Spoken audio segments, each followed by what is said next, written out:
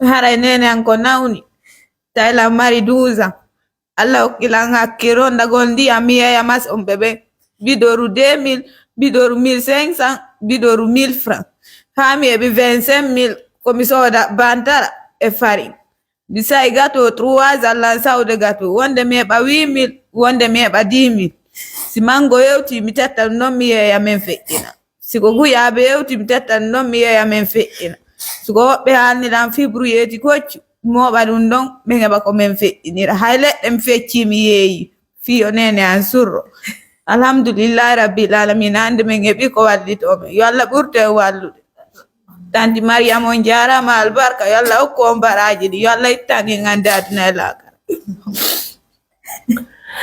Mesdames, Messieurs, j'anime cette émission Les larmes aux yeux et je sais même pas combien de fois ça m'a touché cette histoire. Cette jeune dame, elle a 18 ans. Elle a besoin de l'attention de tout le monde. Non seulement elle a besoin d'avoir un endroit pour dormir avec sa mère, elle a besoin d'avoir les moyens pour subvenir aux besoins de sa mère. Sa mère est aveugle il y a de cela 6 ans. Quand tu entends son histoire, ça touche le cœur. Tu as tout de suite envie de pleurer. Orondike kochu, oyeyi kuchu, oyeyi ndiyam. Ko sonnajo, Allah wad ay barke makko. Quand je vois quelqu'un aider sa mère, je veux tout de suite penser à ma mère, celle qui est partie il y a de cela très longtemps. Une maman que j'ai tellement aimée, une maman que je veux tellement voir actuellement, malheureusement, qui est partie loin de moi. Ça me touche tellement. Je veux tellement que les uns les autres puissent les aider. Pour aujourd'hui, moi, je n'ai plus que donné 2 sacs de riz avec un montant de 400 000 francs guinéens. Mi toroto julɓe Allah ɓe fof kala anduɗo wuuri seeɗa ma e poma kala anduɗo ɗetta e seeɗa luttanamo yo Allah okkoro on tigi feere yurmengol nde ɓengude ɗo waɗa sabu o jiwo tawata mo Allah waɗi barki mum. Sa subike yanganagol nene ma yangani ko hoore ma parce que nyande gole feƴƴe joni e maɓɓe yara e ma hankadi. Si Allah hokkorima dewgal joni Allah no wama hokkorde hankadi ɓiɓɓe ɓe Allah waɗi barki mum ɓe yanganto to wana eɓe ma parce que ko non aduna on ko waylo likkulli. Kamɓe kadi ɓe yaha joni ɓe hakkidañi aduna parce que no arɗa yara ɓe yaha joni ɓe hakkidañi aduna. Ma chérie, hande ko kastamil ɗo min heɓi e ɗi sakuji ɗi maaro ɗo. Awa tanti albarka yo Allah hokku on baraji ɗi yo Allah townu fimo yo Allah wallu en aduna e lakara yo Allah lanno on ɓurto e wallude albarka buy on jarama yo Allah hokku on baraji ɗi yo Allah yoɓo yo Allah ittan en hande aduna e lakara yo Allah firtu arsike ɓurni Allah waɗi bakke boboɓe sellina kala julɗo dande on nawnare. Oh là là, ça fait pitié. Quand on a des cibles d'assistance humanitaire d'urgence, il n'aura pas fallu mon hande ko non, ne ma chérie. Bingande ko ɓuri faalede ko ɓe wallito en si tawi hara Allah no muuyi yo gite biro hande en dikku alhamdulillahi rabbil alamin. O yaali hande ka laptan me yahaali gila duuɓi 6 gila duuɓi 6 baari mara ballo goto Allah hokkantum hakkille no mbi débrouillera e bano min feƴƴinira goto ala wallitade ko ittiri kam hatti o ona woniri bien e ɗum ɗon inno so bela ɓe kala tane on ɗum kadi sina heɓay kamen wona hay ko cuumuɗo kum ɓe wattanime onti wona ka mum sa wawata ka kama duwaɗa iɗo mari tumbunkun kun ɗonno ɗo cuunkun no nder to ko woni marano mi so wattira hay fu e mum ɓawo yiyata on tiyo cuunkun no yaniri sengo qimbanga yani ka fewndo baafa ɗum ɗon daɓɓitike yantiri yeeso joni men susta natude nder to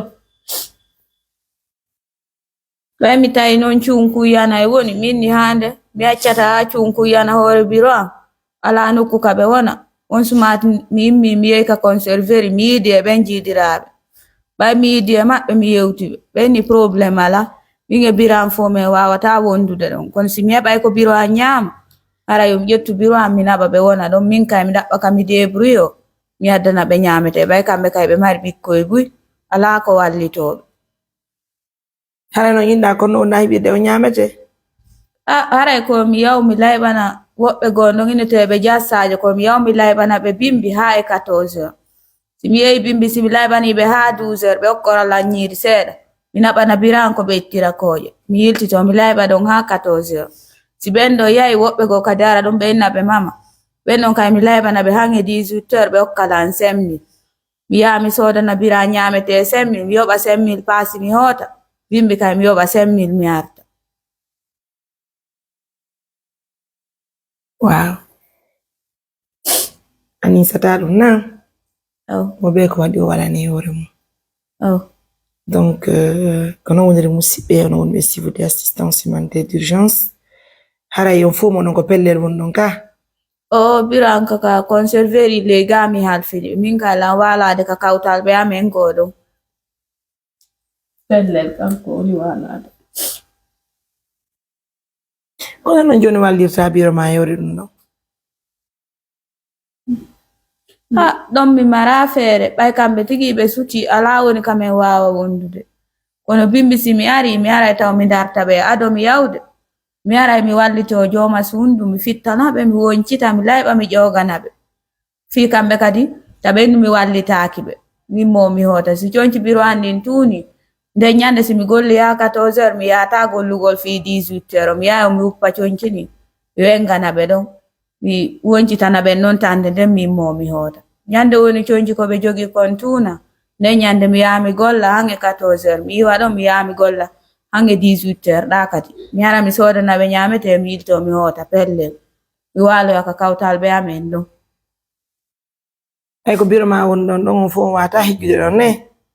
Ɓenni men fof min wawata wondude ɗon ɓen ɗon kadi ɓe loosu chambre on yaaja ɓe mari ɓikkoye buy min fof min wawata waalade nder ɗon suundu yaaja. Jonnon a faala ko wona Agne biro mara ko nokku gotum? Mi faala si mi heɓi sabu mum kamin e biram min wona hana ɗon bete mi accay ɓe bimbi mi yaha mi débrouille as ko ɗum kay si mi heɓi ko wallitolan kay fii golle ɗen miɗo wawi gollude golloyankoye bimbi mi acca ɗon biro am mi yaha mi golla hange 17 heures mi arta. Hara ko golle lewru? Kataliye siko golle fende mois kadi mi heɓi fo e mum mi golla e ɓay la woti yaltugo mi yaha mi uppana woɓɓe ɓe yoɓanmi 30 000 wonde 25 000 miɗo yaha kadi mi moɓana woɓɓe kadi koccu min etira bruyeti on woɓɓe kadi no ukka zi e ndiyan ka congélateur ɓe junnalan mi yeeya si mi yeeyi wano kaasi e ɗiɗi zi ɓe hokkalan diini si mi yeeyi paquet 9 ndiyan ɓe hokkalan diini mi hoota.